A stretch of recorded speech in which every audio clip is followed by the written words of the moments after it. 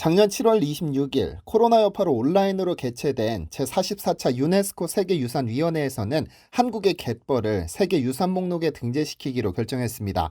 서천, 고창, 신안, 보성, 순천 갯벌까지 5개 지자체에 걸친 4개의 갯벌을 세계유산에 등재함으로써 한국은 세계문화유산 13건, 세계자연유산 2건 등 총 15건의 세계유산을 보유하게 됐죠. 1988년 유네스코에 가입한 한국에 최초의 세계문화유산이 지정된 것은 그로부터 7년 뒤인 1995년인데 바로 경남 합천 해인사의 장경판전입니다. 장경판전은 고려시대 때 만들어진 팔만대장경을 보관하기 위해 지어진 건물인데 함부로 장경판전 외부로 대장경을 꺼내 보관했다가는 뒤틀리는 등 사고가 발생하면서 현대인들이 우리 조상들의 과학기술에 혀를 내두르게 만든 주인공이기도 하죠. 그런데 그로부터 12년 뒤인 2007년 팔만대장경은 세계 기록유산으로 등재됐는데 팔만대장경은 움직일 수 있는 동산이기 때문에 1995년에 장경판전이 먼저 지정되고 12년 뒤에야 문화유산이 아닌 기록유산으로 등재됐습니다. 한 건물에 2개의 유네스코 세계유산이 있다는 점이 상당히 특이한 일인데 사실 우리는 이 장경판전도 팔만대장경도 볼 수 없었을 뻔했습니다. 한국전쟁 중 미군이 폭파명령을 내렸었기 때문이죠. 그런데 어떻게 우리는 눈으로 이 소중한 문화유산을 볼 수 있게 된 것일까요?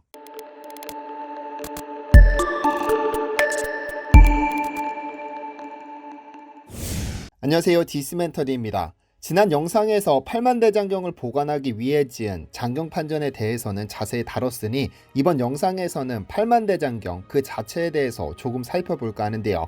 많은 분들이 팔만대장경은 최씨 정권이 민심을 모으고 부처의 힘으로 몽골군을 물리치기 위해 조성됐다는 사실은 잘 알고 계시지만 고려에 존재했던 대장경은 팔만대장경이 최초는 아닙니다. 우선 대장경이란 부처님의 가르침인 경과 율 그리고 그 주석서인 논, 즉 3장을 모은 총서를 말하는데 고려에는 팔만대장경 이전에 같은 목적으로 조성된 대장경이 하나 더 있었습니다. 지금으로부터 1000년 전으로 거슬러 올라가 보겠습니다.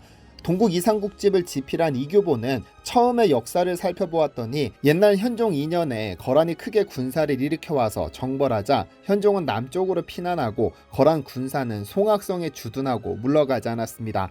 현종은 이에 여러 신하들과 함께 더할 수 없는 큰 서원을 내어 대장경을 판각하기로 맹세하자 거란 군사가 스스로 물러갔습니다라고 기록하고 있습니다. 이로써 이미 200년 전에 고려에서 최초의 대장경이 만들어졌다는 사실을 확인할 수 있고 이 대장경의 조성 계획이 알려지자 거란이 고려에서 물러났습니다. 이에 불교를 숭상하던 고려인들은 부처님의 은덕으로 거란이 물러났다는 강한 믿음이 생겨났죠.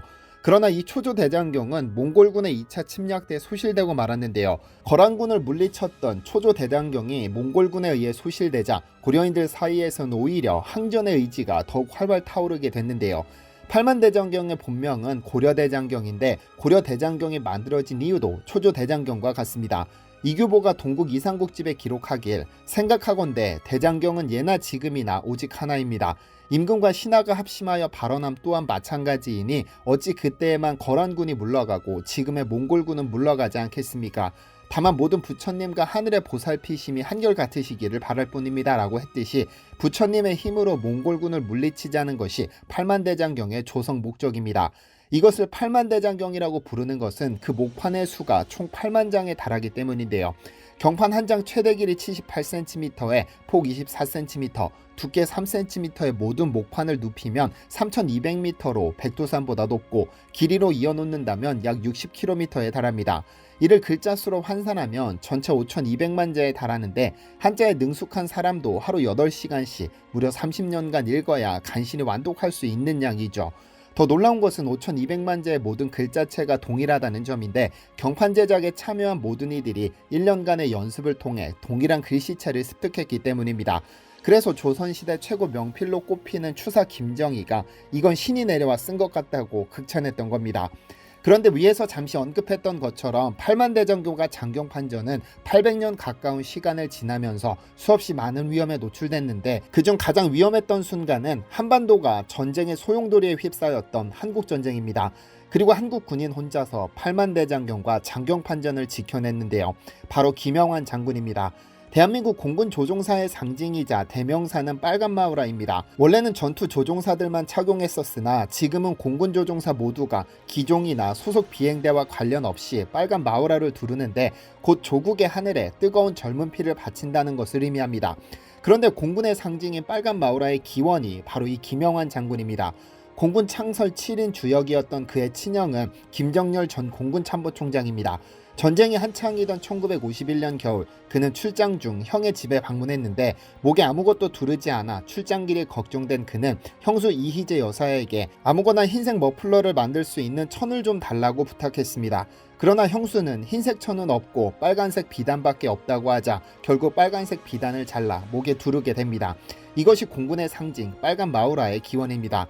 1948년 공군에 입대한 김영환은 전쟁 초기 T6 훈련기를 조종하며 폭탄과 수류탄을 직접 던져 북한군의 남하를 저지했는데 워낙에 능력이 출중해 한국 공군 역사상 최초의 단독 출격 작전을 지휘하기도 했는데요.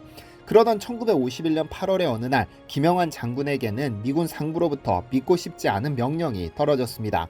해인사 일대에 인민군 나고병과 유격대를 제거하기 위해 4개의 전투기를 출격시켜 폭격하라는 것이었죠.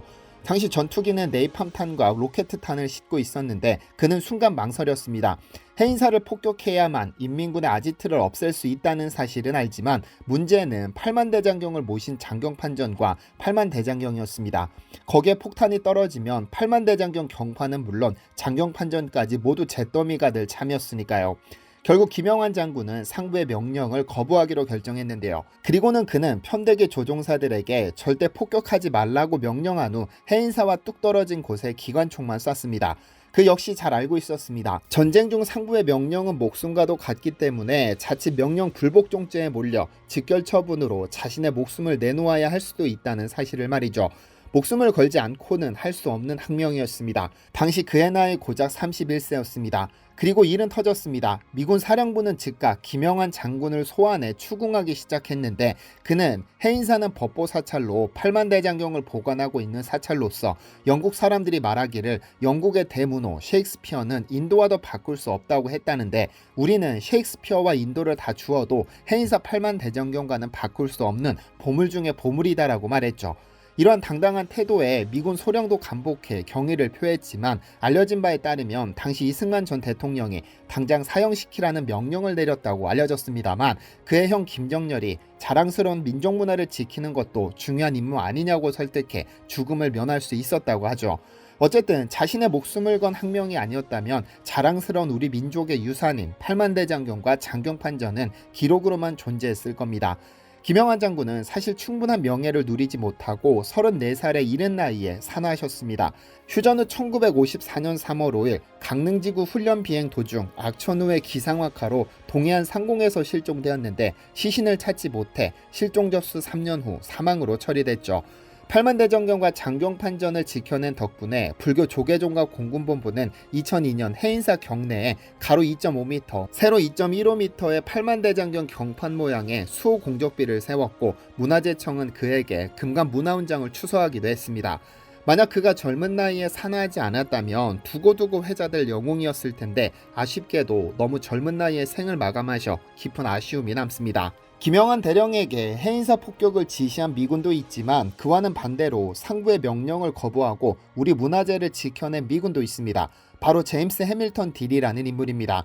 갓 20을 넘긴 나이로 포병장교로 자원 입대 후 6.25 전쟁에 참전한 그는 1951년 11월 귀국할 때까지 매일같이 일기를 썼습니다. 그가 한국 전쟁에서 맡았던 임무는 포병답게 155mm 곡사포의 포격 지점을 지시하는 것이었습니다.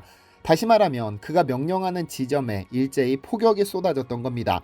그러던 1950년 9월 25일 그는 서울의 한 건물 안에 인민군 수백 명이 집결해 있다는 보고를 받았는데 이 보고는 당연히 메가더 장군에게도 전해집니다. 사실 목숨이 오가는 전장에서 적군을 섬멸하는 것은 아군 전체의 목숨을 포함 자신의 목숨을 구하는 영웅적인 행동이지만 메가더 장군의 포사격 명령을 정면으로 걷어찬 인물이 제임스 딜 중위입니다. 그는 자신의 상관에게 건의해 인민군이 해당 건물에서 전부 빠져나올 때까지 기다렸는데 인민군이 집결하고 있던 건물이 바로 덕수궁입니다. 그는 전쟁 중 명령 불복종이 어떤 처벌을 받게 되는지 잘 알고 있었지만 자신의 일기에 나의 지시 한 번으로 오랜 역사를 지닌 한국의 유물이 몇 초 안에 이 땅에서 사라지는 것에 양심의 가책을 느꼈다고 썼습니다. 사실 그의 이 행동은 상당한 위험 요소를 안고 있었습니다. 만약 인민군이 덕수궁의 동쪽이나 북쪽으로 이동하면 아무런 문제가 없지만 만약 남쪽으로 이동한다면 아군과 정면으로 마주하게 됩니다. 즉 어마어마한 인명피해가 발생할 수도 있었죠. 다행히 인민군은 동쪽을 선택했고 덕수궁을 모두 빠져나와 을지로와 태평로에 다다랐을 때 포사격을 쏟아부었습니다. 만약 그가 영웅심리로 덕수궁의 인민군에게 포사격을 퍼부었다면 아마 우리는 지금 사진으로만 덕수궁을 감상해야 했을 겁니다. 이러한 사실이 알려지자 1996년 한국 정부는 그에게 감사패를 전달했고 2년 뒤 그는 하늘로 영면하셨습니다. 그의 묘비에는 US 아미와 함께 코리아 5글자가 선명히 새겨져 있습니다. 오늘은 목숨 걸고 우리 문화재를 지켜주신 김영환 대령과 제임스 딜 중위에게 감사한 마음을 느껴보는 하루가 됐으면 좋겠습니다. 디시멘터리에서는 여러분의 제보를 기다립니다. 제 채널에서 다뤘으면 좋겠는 뉴스 또는 널리 알려졌으면 하는 영상은 디시멘터리 네이버.com으로 보내주시면 소중히 제작하겠습니다. 시청해주셔서 감사합니다.